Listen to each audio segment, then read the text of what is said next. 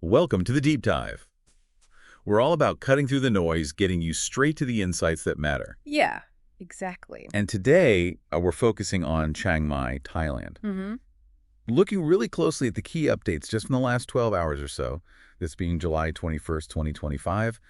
We've got info from, well, all over city news, weather departments, even consulate notes. And our goal here, our mission for this deep dive, is really to pull out the most important bits, those nuggets of knowledge from all these different sources. Right. We want to help you understand what's actually happening, the key events, and, what they might mean, not just for Chiang Mai itself, but maybe more broadly. It's like a snapshot, isn't it? Exactly. A city dealing with, well, ongoing issues, but also these immediate things popping up, adapting constantly. Okay, so let's unpack this, because the first thing that jumped out, and it's pretty significant, is this news about dismantling online fraud operations. Right there in Chiang Mai. What's the actual story behind that? Well, what's really striking is how specific the police action was.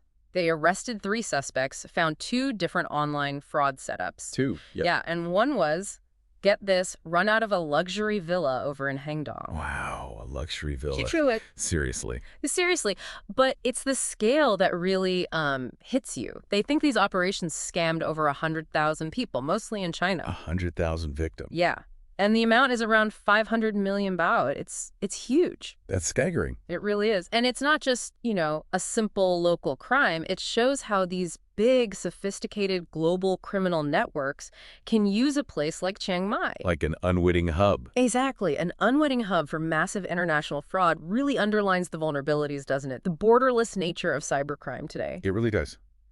That amount, 500 million baht up into one, and from a villa. Does it suggest anything about who these criminals are? Are they trying to blend in? Well, the sources don't explicitly link them to, say, major cartels beyond that global network idea because of the victims being in China. But operating from a fancy villa, that definitely suggests they have resources, they're sophisticated, not just petty criminals.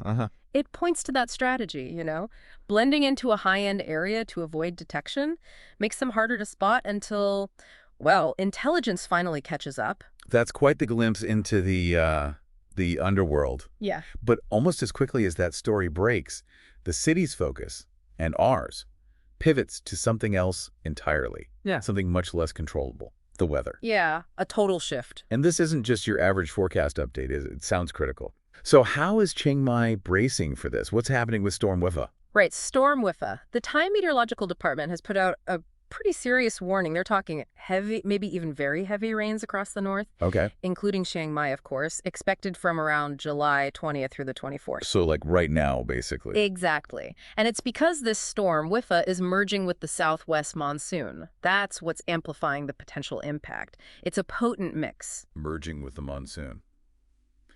Okay, that sounds intense.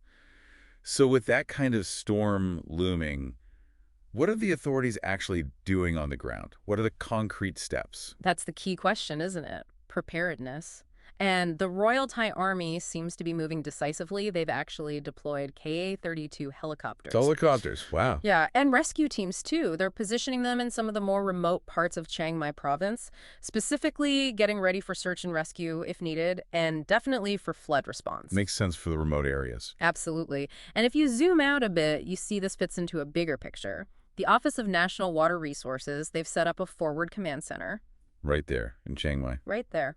Their focus is urgent planning for the whole Mekong Basin flooding situation, which is critical, given how many countries rely on the Mekong. A huge region. It is. So they're coordinating things like reinforcing flood barriers, getting water pumps ready for the Mekong's tributaries. It's a really coordinated effort.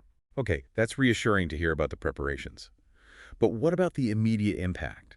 Has the storm hit hard anywhere yet? How's Chiang Mai holding up compared to other places? Well, this is where there's some contrast. The heavy rains from Wipha have sadly caused fatalities elsewhere. Oh, no. Yeah, tragically, 2 Chinese tourists died down in Phuket. Oh, that's awful. It is.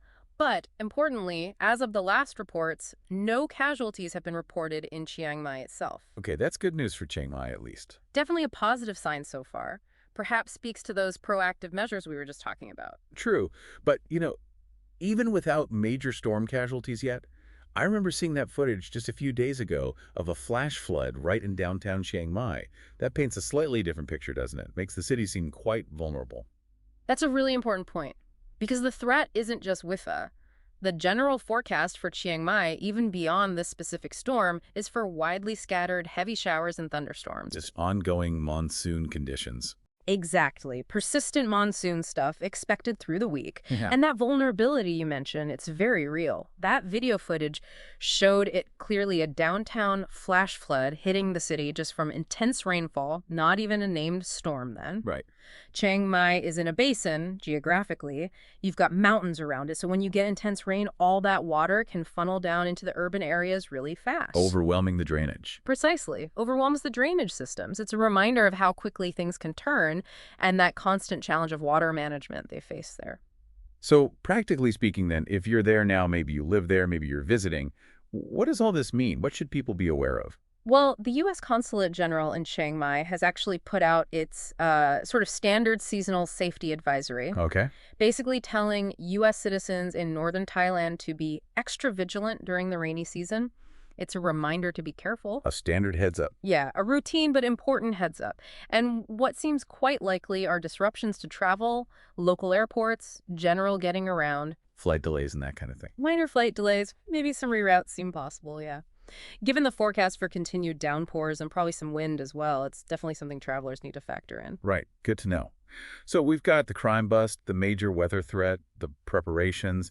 But amidst all these immediate challenges, did anything else surface? Something offering a different perspective on Chiang Mai? Actually, yes. And it's quite fascinating. Amidst all the storm warnings and police activity, we found mentions of traditional cultural ceremonies continuing. Oh, like what? Specifically, a northern spirit appeasement ceremony. It's called Pusayasai. Busayasai. Okay, and the fact that these continue despite the looming storm is really telling. These aren't just, quaint folk rituals. Yeah. No, they reflect really deeply held beliefs about connecting with the land, with spirits. They're a powerful expression of community identity and resilience too, especially when facing something overwhelming like a major storm. So culture carrying on regardless. Exactly. It suggests this deep cultural anchor. Even as the city deals with very modern threats, cybercrime, climate change impacts its core identity as being maintained through these long-standing practices. It's like tradition provides stability in times of, rapid change. That's a really interesting counterpoint. So putting it all together from just these last 12 hours, Yeah. we've really dived deep into Chiang Mai. And it's clear, isn't it, these different threads, the high-tech fraud, the raw power of the weather, this quiet cultural steadfastness they all weave together, They really do. painting this really multifaceted picture of a city that's constantly adapting. Absolutely. And the insights we can pull from this are pretty profound, I think. You see how global crime touches down locally in unexpected ways. Right. You see the absolute critical need for being prepared, for responding quickly to environmental threats like these storms. And then, that remarkable resilience of cultural practices. Sometimes it's surprising how strong that is, even when facing huge challenges. It's all happening at once, shaping the city's character day by day. So it leaves you thinking, doesn't it? What does it actually take for a city like Chiang Mai? How do you keep balancing these relentless modern pressures, these external forces, with preserving that deep-rooted tradition, that identity? That's the core question, really. Yeah. Something for you, our listeners, to maybe mull over. Just thinking about all those layers of daily life we've glimpsed in only 12 hours of news from one single, really dynamic city.